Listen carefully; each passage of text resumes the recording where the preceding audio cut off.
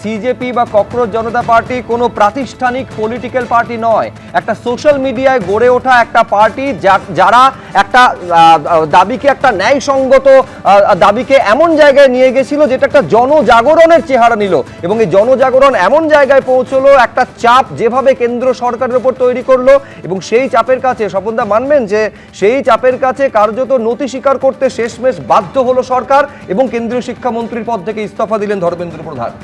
আমি নতি স্বীকারের বলবো না, তবে একথা বলবো যে ছাত্র আন্দোলনকে বা ছাত্ররা দেশের ভবিষ্যৎ, তাদের আন্দোলনকে সম্মান দিয়ে তাদের দাবিকে মেনে নেওয়া হয়েছে। এটা তো ঘটনা যে ছাত্ররা বিভিন্ন দিন থেকে, দীর্ঘদিন থেকে তারা একটা আন্দোলন করে আসছিলেন, কিছু দাবি করেছিলেন, কয়েকটা দাবি মানা যায় না, কিন্তু কয়েকটা দাবি মেনে নেওয়া হবে, এটা তাদেরকে প্রতিশ্রুতি দেওয়া হয়েছিল।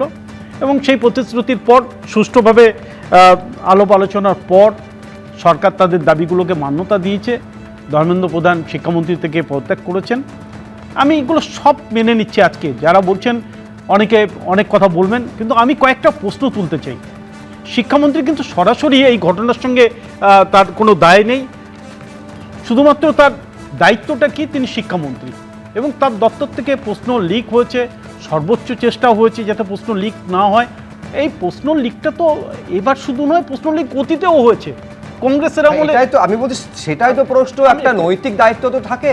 আমি বলছি একটা টিম যখন পরাজিত হয় তার প্রথম দায়িত্বকে নিতে হয় ক্যাপ্টেনকে, ফলত তার মিনিস্ট্রি থেকে যদি এইরকম একটা পরিস্থিতি হয় তার দায়িত্ব নিতে হবে না। আমি একেবারে মেনে নিচ্ছি।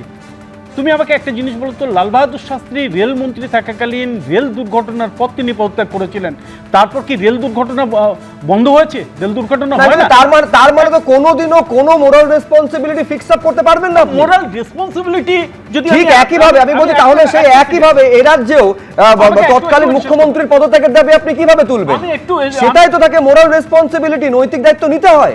মাথায় যিনি বসে আছেন, আমাকে একটুখানি বলতে দাও। তুমি যখন বলছো মোরাল রেসপন্সিবিলিটি, বিজন সেতুতে আনন্দমার্গীদের পুড়িয়ে মারার পর মোরাল রেসপন্সিবিলিটি নিয়ে জ্যোতি বসু কি পদত্যাগ করেছিলেন? বামতলায় অনিতা দেওয়ানের পর বা গার্ডেন ডিচে ডিসি মেহতা হত্যার পর জ্যোতি বসু কি মোরাল দায়িত্ব নিয়ে পদত্যাগ করেছিলেন? আমি বলছি স্বপনদা, এটা সম্পূর্ণ ঠিক যে আমি বলছি রেলমন্ত্রী ইস্তফা দিলে রেল দুর্ঘটনা বন্ধ হয়ে যায় না, শিক্ষামন্ত্রী ইস্তফা দিলে যে এরপর থেকে শিক্ষা দপ্তরে আর কোনো দুর্নীতি হবে না, কেউ এটা ইনশিওর করতে পারে না। কিন্তু তারপরেও প্রশ্ন থাকে যে একটা রেসপন্সিবিলিটি, নৈতিক অ্যাকাউন্টেবিলিটি বলে তো একটা ব্যাপার আছে। আমি বলছি রেসপন্সিবিলিটি, অ্যাকাউন্টেবিলিটি এবং প্রত্যেকের অধিকার আছে তাদেরকে যে সরকারের কাছে দিক নির্দেশ করুক কি করা উচিত, কি করলে এই জিনিস হবে না। এটা হয়ে আসছে, হচ্ছে, ভবিষ্যতে হবে না, এই গ্যারান্টি কেউ দিতে পারবে? আমি আরেকটা জিনিস বলতে চাই। তুমি যখন বলছো নন্দীগ্রামে গুলি চালানো বা সিঙ্গুরের পর বুদ্ধদেব বাবু পদত্যাগ করেছিলেন, কামদুনিতে যে মেয়েটাকে দুটো পা চিরে ধর্ষণের পর তাকে হত্যা করা হয়েছিল, মুখ্যমন্ত্রী বলেছিলেন 15 দিনের মধ্যে চার্জশিট দেবেন, 3 মাসের মধ্যে তাদের। আমি বলছি সেটা বুদ্ধবাবু বলতে পারেন বা তৎকালীন শাসক মমতা বন্দ্যোপাধ্যায়ের কথা বলতে পারেন, তারা কেউই আজকে সেই কারণে ক্ষমতায় নেই। এবিপি আনন্দ, এগিয়ে থাকে, এগিয়ে রাখে।